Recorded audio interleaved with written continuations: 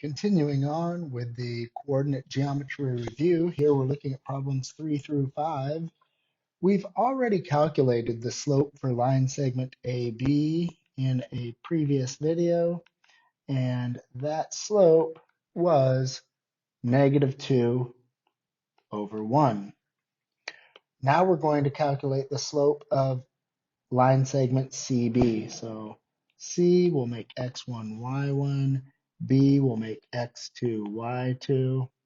So line segment CB has slope y1, 4, minus y2, 8, over x1, 4, minus x2, 12, and that will be 4 minus 8 is -4, and 4 minus 12 is -8.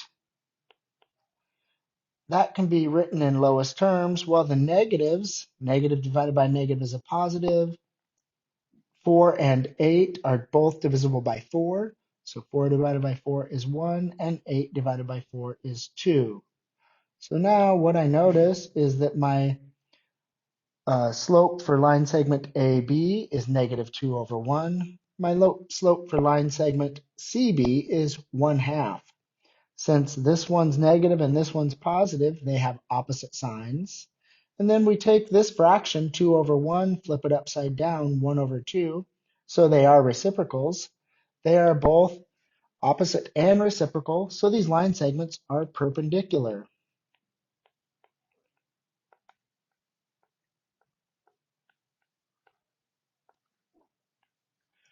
All right. What is the distance between points B and D? So here, I'm going to need to use the distance formula. Remember that the distance formula is equal to the square root of x1 minus x2, that quantity is squared, plus the quantity y1 minus y2 squared. So we'll be using that formula for the distance between points B and D. So it equals the square root, and B and D, I'm going to erase my x1, y1, whatnot. So here we have x1, y1, x2, y2, and it doesn't matter which one is the point x1, y1 or x2, y2. It doesn't make any difference. So we have the quantity 12 minus -3, that quantity is squared, plus the quantity y1, that is 8, minus y2, that is 18, and that quantity is squared as well. Now, 12 minus a -3, that's 12 plus 3, which is 15 squared, plus 8 minus 18, that's -10, and that quantity is squared. So I know that 15 squared is 225. So we have 225 plus -10 squared is 100. And that will then be the square root of 325. And so when we do the square root of 325, we get approximately 18.03 units. And if you go straight from this step right here down to this step right here, I'm totally okay with that, but I do need to see both of those steps in your work.